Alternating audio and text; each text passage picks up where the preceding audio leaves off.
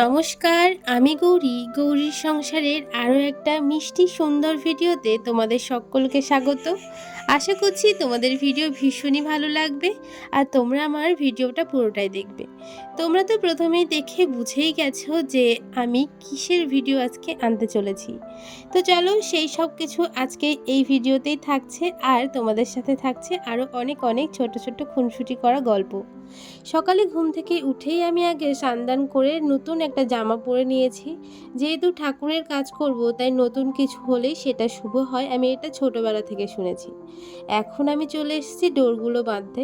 জানো তো, কালই আমি সমস্ত কিছু জোগাড় করে রেখেছিলাম, আমার শ্বশুরমশাই জোগাড় করে এনে দিয়েছিল আর আমি সেগুলো গুছিয়ে রেখেছি। তাই তো আমি সকাল সকাল বসে পড়েছি ডোর বাঁধতে। এদিকে দেখো, এই বছরে না আমার 9টা ফল আর 9টা ফুলই জোগাড় হয়েছে, কিন্তু ওই যে 13টা তো একটা করতেই হবে, তাই মায়ের জন্য একটা 13 সুতোর আমি এরকম ডোর বেঁধেছি, আর আমাদের সকলের জন্য 9টা করে সুতোরই ডোর বেঁধেছি। জানো তো, প্রত্যেক বছরই আমাদের ওই 13টা বা 9টা হয়, কিন্তু এবছরে না আর 13টা খুঁজেই পেলাম না। তাই অগত্যা 9টা ফল আর 9টা ফুল দিয়েই কিন্তু আজকে এই বছরের পুজোটা আমি করব।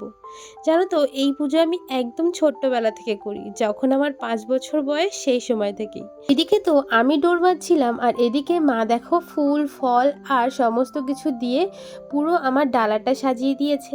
আর জানো তো, আজকে যে আমি শাড়িটা পরেছি, এই শাড়িটা কিন্তু আমার শাশুড়ি মায়ের, তাও আবার একদম নতুন, আমাকে কিছুই বলতে হয়নি, সেই আমাকে এটা বের করে দিয়েছে তার আলমারি থেকে। আমার শুধু পছন্দটা হলেই হবে। আমার শাশুড়ি মা না খুব ভালো, জানো, তোমাদের সাথে না বলে আমি পাচ্ছি না। আমি ওনার কাছ থেকে কোনোদিনই কিচ্ছু চাই না, কিন্তু উনি আমাকে কোনোদিন কিছু দিতে কম করেন না। ওনার সাধ্য মতন উনি আমাকে চেষ্টা করে সব থেকে ভালো জিনিসটা দেওয়ার। আর উনি কিন্তু শুধু চেষ্টাই করেন না, উনি আমাকে সব সময় খুশি রাখার চেষ্টা করেন। উনি মনে হয় আমাকে ওনার মেয়ের থেকে কম বেশি ভালোবাসেন না। ওনার মেয়ে নেই, কিন্তু আমাকে এই বাড়িতে আসার পরে কোনোদিন ফিল করতেই হয়নি যে আমি ওনার বৌমা হই। আমার প্রত্যেকটা সময় মনে হয় আমি আমার মনের যত কথা আছে ওনাকে খুলে বলি। সত্যি কথা বলতে তোমাদেরকে আমি বলেই বোঝাতে পারবো না, আমার শাশুড়ি মা আসলে অন্য সকল শাশুড়ি মাদের থেকে একদম অন্যরকম। আজকের দিনে এই কথাগুলো না বললেও হতো, কিন্তু সত্যি কথা বলতে আমি মায়ের কাছ থেকে এত ভালো ব্যবহার পাই যা অনেক মেয়েরাই পায় না। সত্যিই তারা আশা করে যে এরকমভাবে যেন সব মা বা সব শাশুড়ি মা হয়। ভগবানের কাছে আমার একটাই প্রার্থনা, সবাই যেন আমার শাশুড়ি মায়ের মতো মা পায়। সত্যি কথা বলতে, যেন মায়ের কথা বলতে গেলে আর এই ভিডিওটাই শেষ হয়ে যাবে, কিন্তু মায়ের কথা শেষ হবে না। চলো তারপরে বলি। তারপরে তো আমি আর মা আর মাম্মা মিলে চলে গেছিলাম পুজো দিতে। এখানে এসেই দেখি ব্রাহ্মণ মশাই সবে এসেছেন, আর তারপরেই আমরা ঢুকেছি। তাই আমাদের ডালাটা ঠাকুরের কাছে অর্পণ করে আমরা বসে পড়লাম পুজো দিতে। পূজা শেষ হয়ে যাওয়ার পরে ব্রাহ্মণ মশাই নিজের হাতে সবাইকে এক একটা করে ডোর বেঁধে দিল। এদিকে আমি, মাম্মাম, মা সবাই একটা করে ডোর বেঁধে নিয়েছি। আর তারপরে মা আর মাম্মাম বাড়িতে চলে এসেছিল, কারণ মাম্মামের খুব খিদে পেয়ে গেছিলো, তাই মা ওকে নিয়ে আগেই চলে এসেছে। আর তারপরে জেঠিমা আমাকে প্রসাদ দিল, তারপর আমি সেটা নিয়ে আসছি। জানো তো, ওই প্রসাদের ঢাকা একটা হয়, কিনতে পাওয়া যায়, কিন্তু সত্যি কথা বলতে আমার কাছে নেই, তাই এখনই আমাকে আঁচল দিয়ে এভাবে নিয়ে আসতে হয়।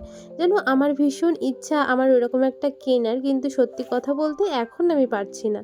আমার খুব ইচ্ছা যখন আছে, ঠিক একদিন পূরণ করব। এদিকে দেখো, এখন আমি চলে এসেছি খেতে, কারণ আমাদের তো পূজা পার্বণ সব সমস্ত শেষ হয়ে গেছে, আর ব্রতও ভেঙে গেছে।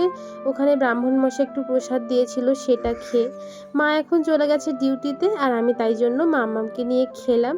তারপরে আর কিচ্ছু করা হয়নি, একদম বসেছিলাম, কারণ আজকে আমাদের বাড়ি একদম রান্না বান্না নেই।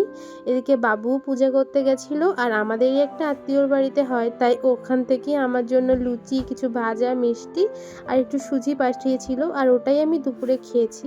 আমি তো শুধু আমাদের খাবারের কথা বললাম, কিন্তু তোমাদের মনে তো প্রশ্ন আসতেই পারে যে তোমরা তো লুচি সুজি নাই এইসব খেয়ে থাকলে, কিন্তু ছোট্ট বাচ্চাটাকে কি খাওয়ালে?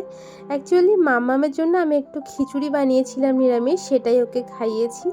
আর চলো, এই তো এইভাবেই আজকের দিনটা আমাদের গেল। আমার তো আজকের দিনটা উপোসই ছিল। তোমরা কারা কারা এই বছরে শনিবারে উপোস করেছো বিপত্তারিণী মায়ের, অবশ্যই কিন্তু কমেন্টে জানিও।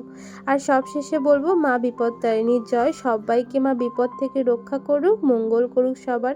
আজ তাহলে ভিডিওটা আমি এখানেই শেষ করছি। ভিডিও কেমন লাগলো জানিও। ভিডিও ভালো লাগলে একটা লাইক কমেন্ট করে আমার বন্ধু হয়ে পাশে থেকো। আর যদি এখনও আমার চ্যানেলটি সাবস্ক্রাইব না করো, প্লিজ চ্যানেলটিকে সাবস্ক্রাইব করো। জানো তো, তোমাদের একটা কমেন্ট আমাকে আরও মোটিভেট করে অনেক অনেক ভিডিও করতে। আজ আসি।